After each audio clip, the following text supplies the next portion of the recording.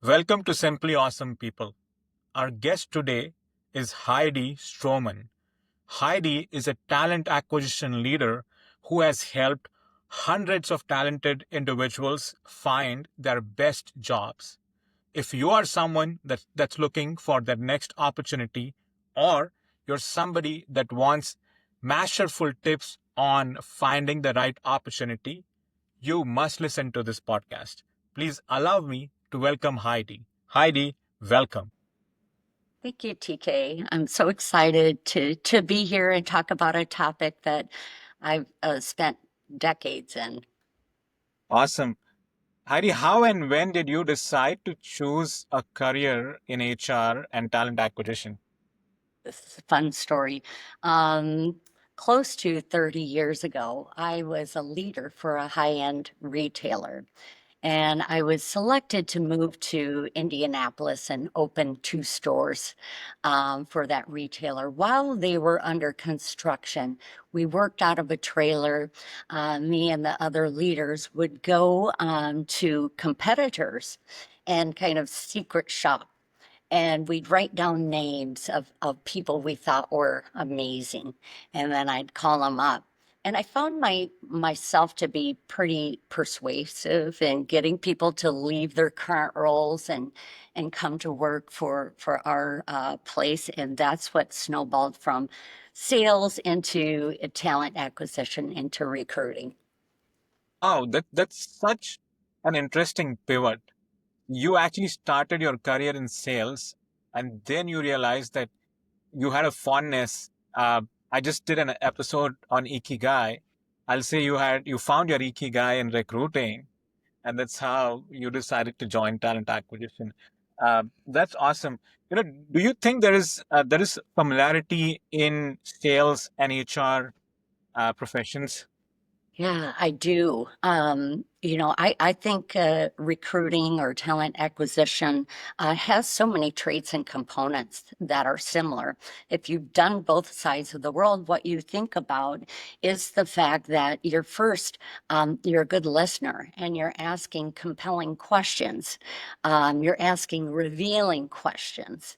And from there, are you finding a solution? Are you providing some information that helps the client or the candidate make a decision, and then you're negotiating and you're bringing it home to close. So I think of that actually, TK, and I actually went to school to be a teacher. Very similar to working with kids, right? You want to get them to your way of thinking with a learning process involved. So I see a lot of dichotomy through sales and recruiting.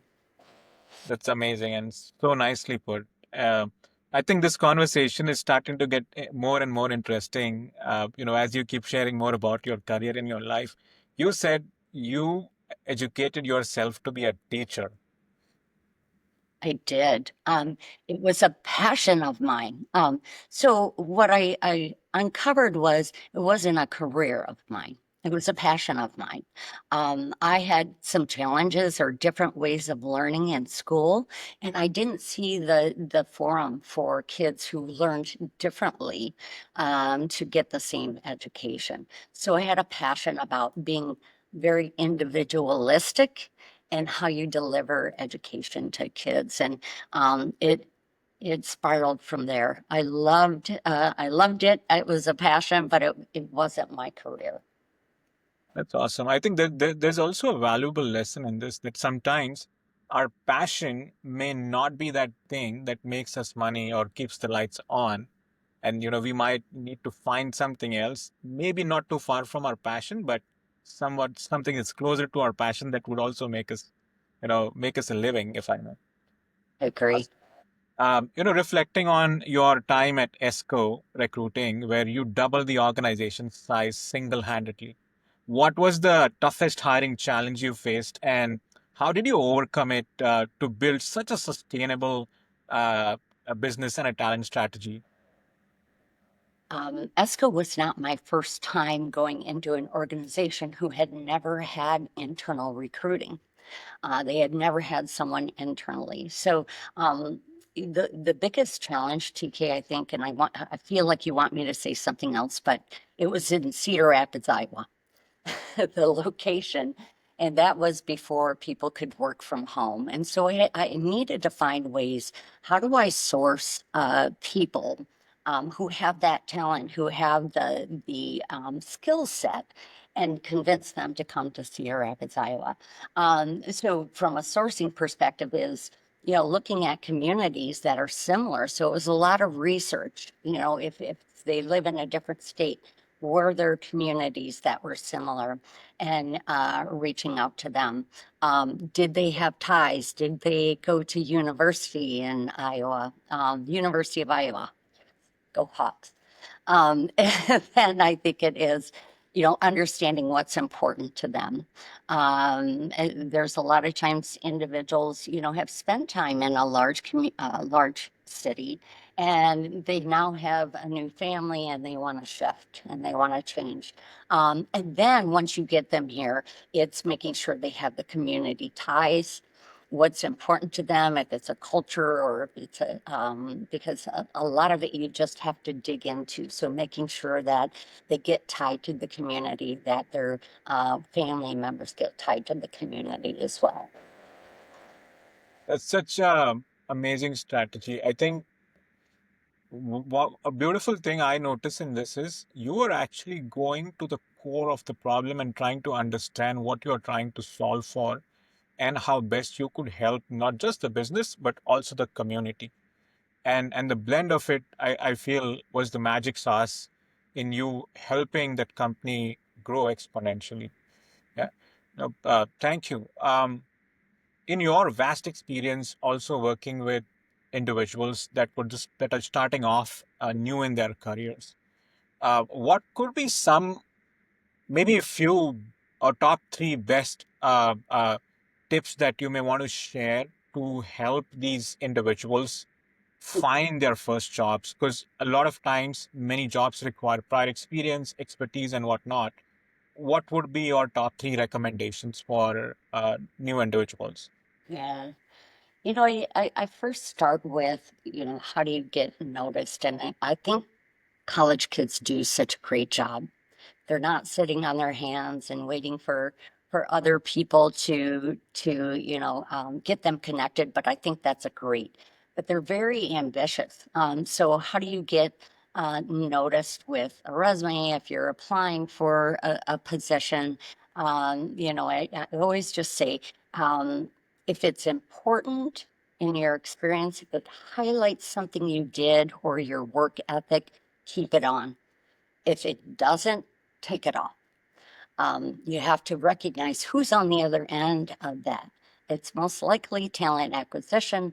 They're not going to go through and read probably your resume, unfortunately, because you've worked so hard on it. But make sure when you think of, even if recruiters are using AI, there are keywords, there are key phrases that AI is going to pick up, that the I is going to pick up. So just, I would say, ensure that your any accomplishments, any keywords, that apply to your education or the job you want, make sure that's highlighted. Don't feel like I must keep it to one page if you're leaving off something important. Let it spill over onto 2 pages, but in the same respect, not too long as well. I know that's kind of back and forth. And then, I feel like, as I mentioned, TK, that university students are very well rounded, they're great communicators. They learn behavioral based interviewing. I think I look for the most is resilience and persistence. Because these are very different environments, maybe, than they've spent the last 4 years. So your ability to get kind of knocked around a little bit, if you will, in that first job and bounce back and be okay is super important. Makes sense. Amazing. Thanks for the detailed advice. Um, I've been, unfortunately, in the last few months, at least, uh, I've been interacting with so many individuals that are struggling to find a job. Uh, I know things aren't as optimal as we would want them to be just around the globe. Um, in such situations, receiving rejection is very discouraging. A lot of people, may feel very sad, sometimes depressed. And uh, what would be your guidance or advice to them, both from a job finding perspective and also from a mental health perspective, Mm. in to help them continue and be persistent in their search for the next role? And I think of it from my perspective, and I try to do everything I do with empathy, and put yourself in the other person's position, from this side of the house.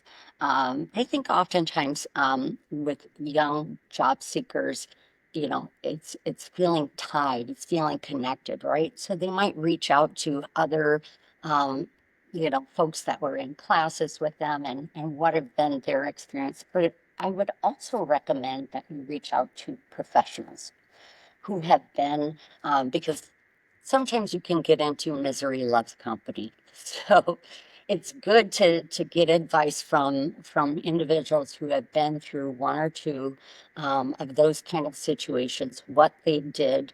And I think from a mental health perspective, um, a lot of the things that we do is as far as staying connected, and being active and exercising and all of those things that keep us physically, well. Makes sense. Thank you.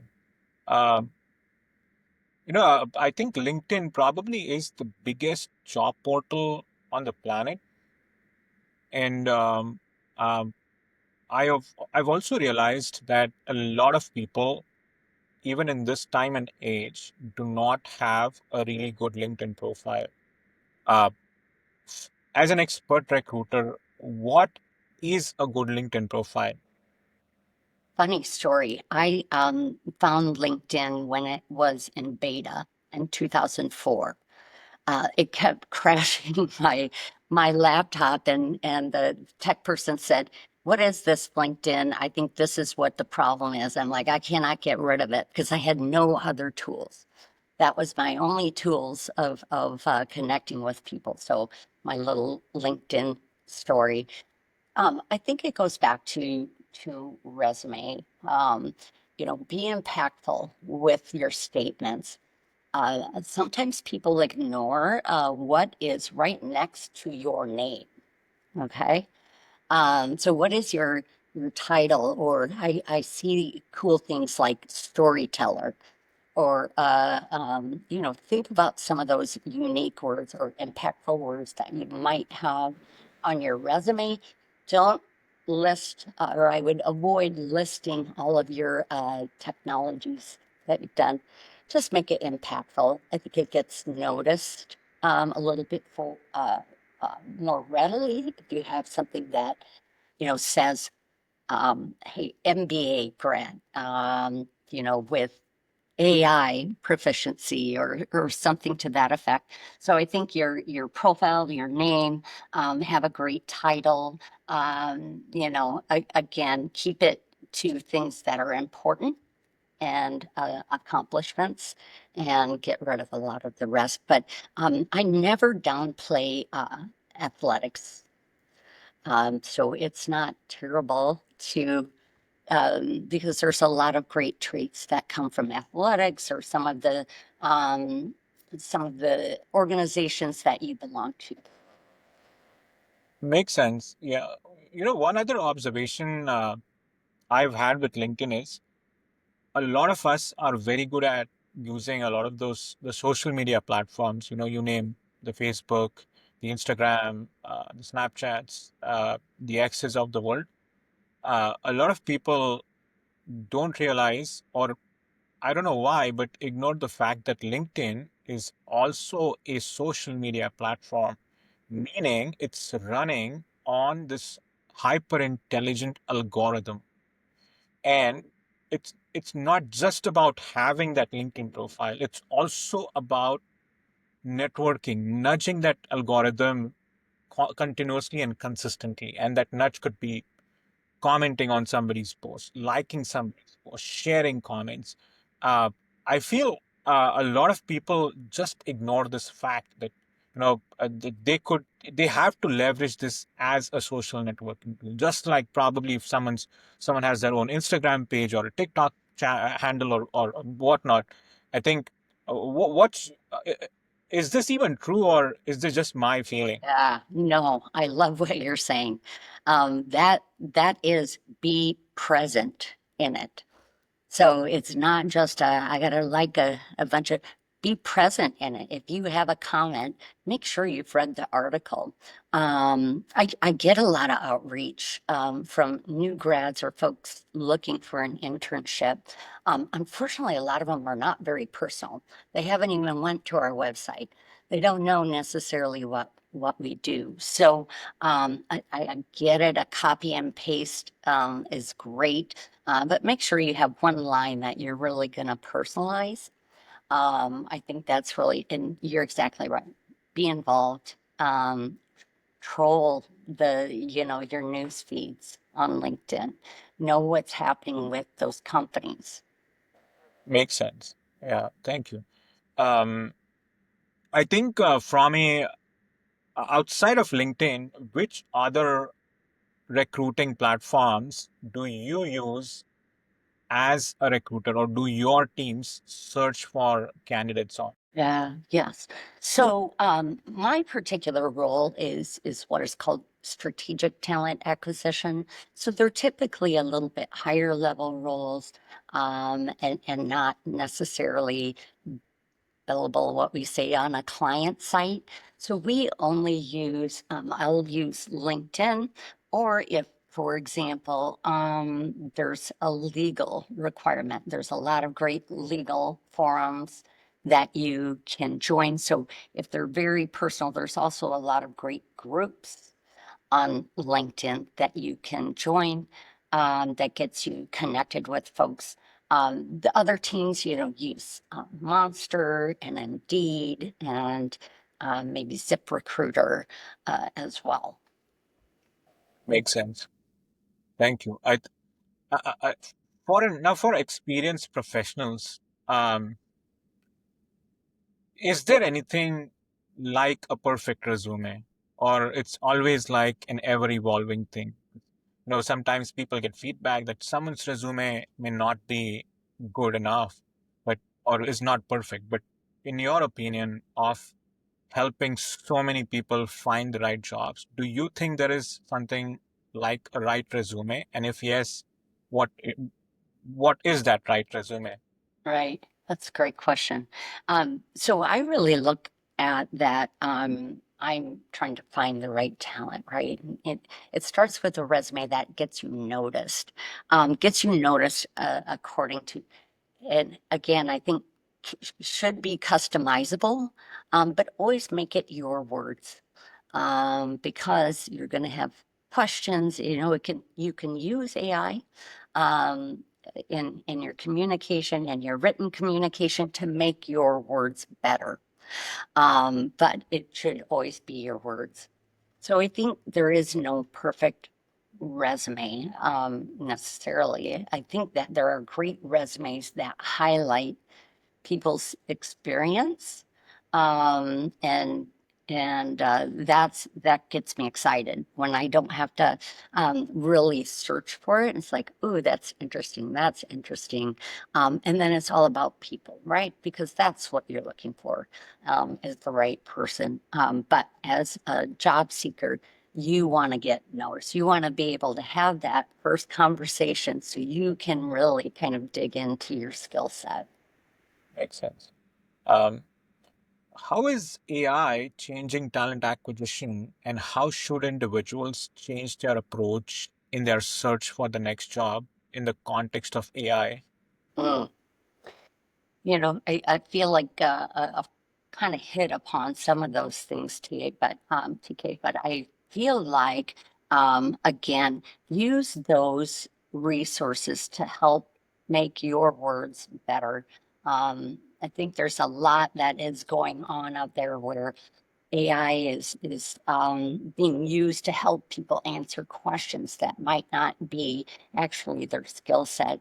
And people on the other end are getting pretty keen and privy to recognizing that. So it's got to be your words because, at some point you'll need to perform if you're selected for the role.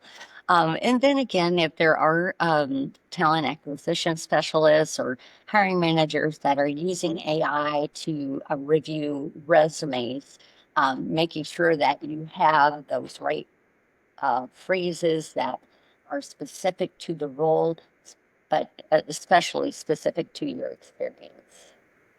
Makes sense, I think. And thank you. Um, Going a bit philosophical, your career reflects a series of strategic transitions. Looking back, what's one leadership philosophy you've refined through these moves that you believe that every professional in the industry should adopt to stay ahead of the industry trends? Mhm. That's it.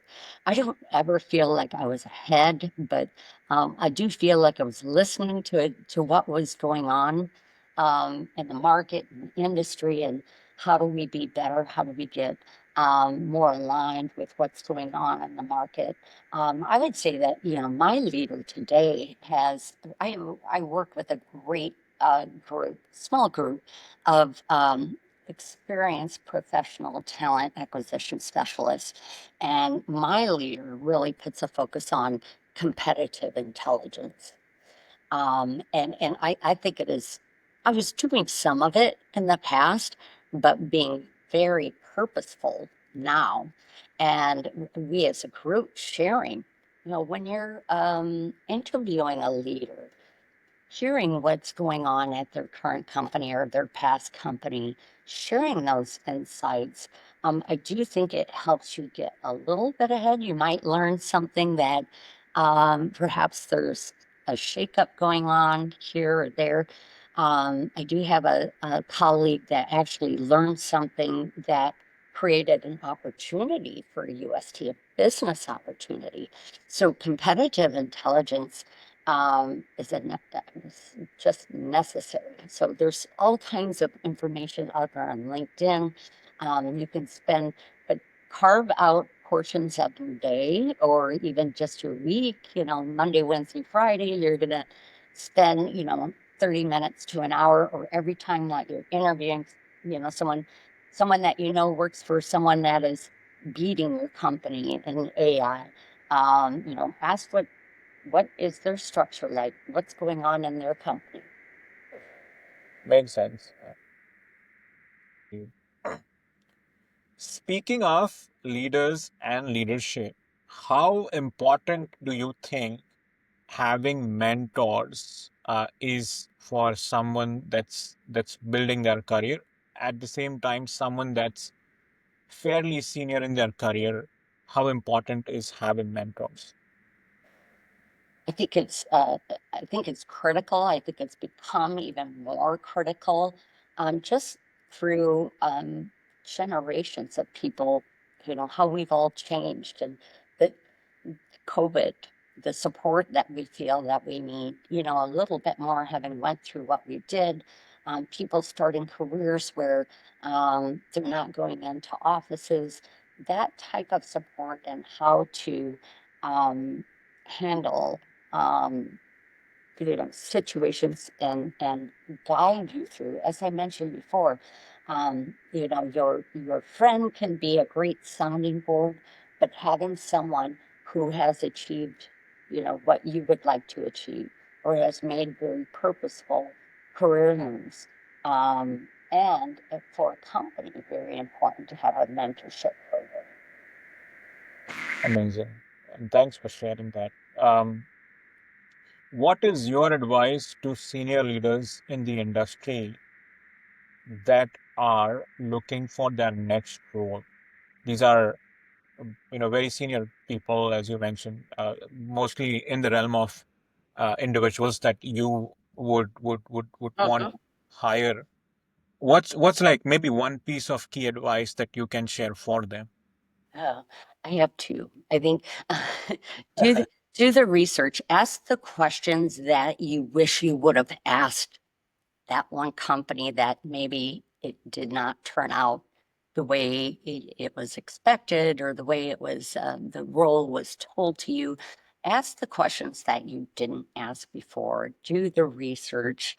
I think that anyone on the other end that doesn't like the amount of questions you have is, maybe not there's it's a question, that would cause you pause.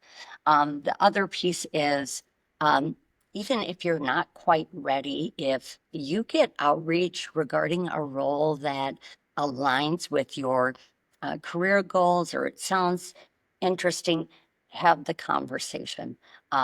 It's always better to walk to something instead of run from something.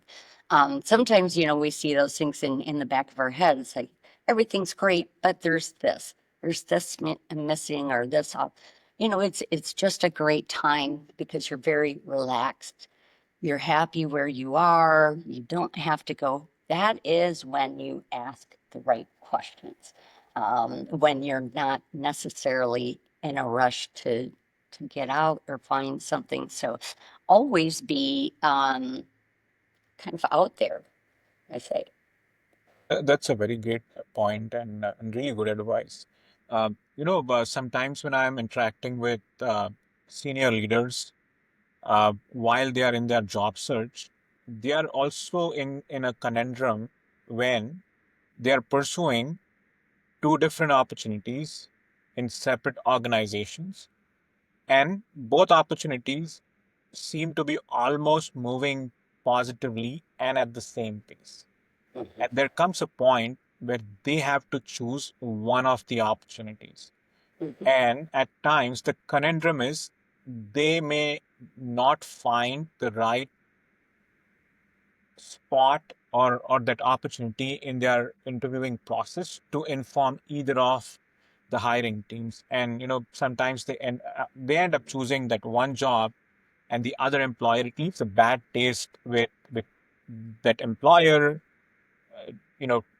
Senior recruiters like yourself, where it just creates a sour taste.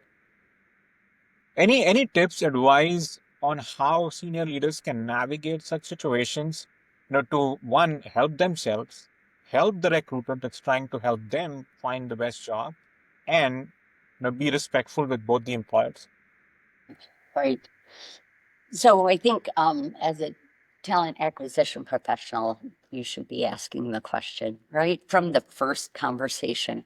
I'm going to make sure that I keep you up to date on the process. Please ensure that if anything changes, what opportunities do you have? And if anything changes for you, you let me know because I want to make sure we can keep pace and that I'm aware. So I think transparency goes on both sides. I've been, um, uh, you know, spoken with people who are very transparent and some who are very fearful of transparency. So I think in order to, you just have to say it. Of course, even if you weren't looking and I reached out, that gets people thinking, right? Maybe I should have looked at, I'm moving along in this opportunity. I wasn't looking, but it's looking like I might be getting an offer. So I might want to answer, just I think that from a professional standpoint, you never want to burn a bridge. And I'm not saying that that would burn a bridge, but you're right. It could leave, a little bit of a bad taste. Okay. Makes sense. Now, if we were to flip the situation, um, a lot of leaders in organizations also end up not communicating as effectively with senior candidates that are looking for jobs. And senior candidates at times get a last minute shock that they weren't the ones that are getting hired. Hmm. what would be your advice to those senior leaders in the organizations who would be hiring managers or hiring leadership team? Uh, there's always a piece that I like to remind through every point of the process. Are we taking too long to schedule something? But it's employee experience. It starts with candidate experience, and then it is, that's already getting them thinking, right? If there's a lack of communication and this or that, or there's a lot of delays, it's all about experience and empathy. So I often, as a professional, really guide and talk to hiring authorities and people involved in the interview process about what kind of candidate experience we want to give, because that's part of your employer branding, your company branding. Those people, we talk to more candidates than clients oftentimes. So you have to think that you want that experience to be very positive. Makes sense. In another previous podcast conversation with a recruiter friend of mine, Ryan, she was mentioning a situation where that she was helping one of the leaders find their next VP or similar candidate, and the interviews are going on for a while. Um, and this leader, the hiring manager, went on vacation uh, for a few days, not maybe a week or so, and then the candidate kept chasing her, and she didn't know the answer, or because she didn't have any update from this hiring manager. And when the hiring manager came back, my friend Ryan she shared that she reached out to this hiring manager, and the hiring manager said, "Oh, I never wanted to go further with this person." And it was so disappointing, then to go back and tell this person uh, that they're not selected, while we kept them waiting for a week. And obviously, Ryan also talked about a lot about empathy, and you also emphasized empathy. I feel, and my request to all the senior leaders out there who are also hiring managers would just be one thing, treat others the way you would want to be treated yourself. Because especially for someone that may not have a job at the moment or Hmm. is in need of the next job, it's brutal, and Hmm. and it hurts. So no matter how senior you are, I have rarely met senior leaders who would not feel bad in such situations. Most people do. Hmm. I agree. I I know agree. you also highlighted that. I just thought of sharing it. Uh, No, and I have a lot of horror stories to tell you as well, sometime for another conversation. But it hurts my heart, and there's all of my colleagues that because you're the face, right? You're really the person who said, "I'll guide you through the process. I'm here." You're the one that reached out, right? Sometimes whether they applied or whatever the case is. And when it comes down to it, uh, I think you can only affect what you can affect. And so just concentrate on you being a good person. It's how you, or treating others, as you said, as you would want to be treated. So don't be a part of the problem in the chain. Be at least, one of the individuals that helps that person feel good. Apologize. So many people don't apologize anymore. Apologize, and that's not the experience you wanted them to have. I think you made such a simple but an important point here. A lot of people find it difficult to apologize. I think it's okay. You know, uh, uh, it is actually more respectful in all of these situations to be apologetic. All of us are human beings, and you also talked about creating those long-term relationships, not burning bridges. I can't tell you how many people in my career that I have and I continue to work with and meet with again and again and again over a period of so many years. And means, knock on the wood, I have so many great relationships with most people, if not all of them, from my past assignments, employments, and all of it. These things go a very long way. Uh, what would be one of your biggest achievements in the recent past? I know you have so many, but maybe in the last 6 months. You know, that's hard. I can look at it from two sides, from a candidate side and then from a internal relationship side as well. I can think of one particular candidate that I reached out to that really told me that they had no interest. They were happy. And I was very respectful and said, I understand that. And I hope I can keep the door open. Listen, I need your guidance. And that individual referred someone to me. Unfortunately, that person wasn't the right fit. And I was able to share that and asked for a referral and to people later was the right candidate and was the perfect fit from that standpoint. That felt great because it was a really purple squirrel, very unique, that you just really have to dig in. There's only a handful of people. So I feel like that kind of communication where you're respectful and you're keeping the door open and you're asking questions and it's very personal, helps build your network. And then from a hiring authority, we can always say that it's not always a priority for individuals. Getting the person is a priority, but the information you need is not always a priority. And I have worked with challenging hiring authorities that just didn't want to give you the information. I'm very persistent. I'm very respectful, but I'm very persistent. And this hiring authority, I mean, we found the right person and would never have imagined that he would go to my global head and give a great compliment to me, meant something to me because he didn't have to. And I feel like there were times where I was quite a pest, but he felt like he had a good experience and was happy. Makes sense. Amazing. Uh, kind of piggybacking on that, I was having a conversation with a leader that leads a team of individuals that have specialty expertise.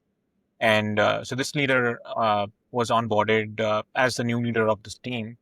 And one of the things that they were requesting of me is an opportunity for them to train and upskill the recruiter to help the recruiter understand what the role is so that it becomes easier for the recruiter to source and hire the right candidates. I felt it was such an intentional as well as an impactful thought in itself. And I really appreciated the deliberateness and the initiative that this leader took. And going back to your point, right? It's the information matters so much. And at the end of the day, it's only going to help this leader, even if it's initially going to help the recruiter, but in the long run, it's going to help the leader help the recruiter find the best people that will continue to be with them and their teams Yeah. for a long period. Love working with individuals who feel like you're a partner and not just doing a task. And that's a great example of a true partnership. Really spending the time helping the recruiter understand the role or, so great collaboration. Absolutely. Awesome. Um, is there anything else that you think we haven't covered in the podcast and you would like to share? I think you were going to ask, I knew you were going to ask that question, but I feel like I'm a bit of a broken record because I had a lot of opportunity to talk about being empathetic and being kind. we're all busy, and I shouldn't say all, but it should be important. It's a priority. If you reached out to a person, or get back to them. You know, mistakes happen. Things do, sometimes fall through the cracks.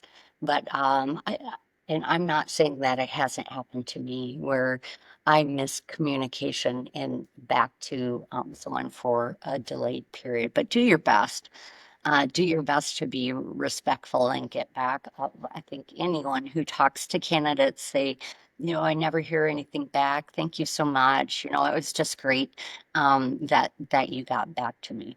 So those are I think, great advice for just being a good person, right? Be empathetic and be kind.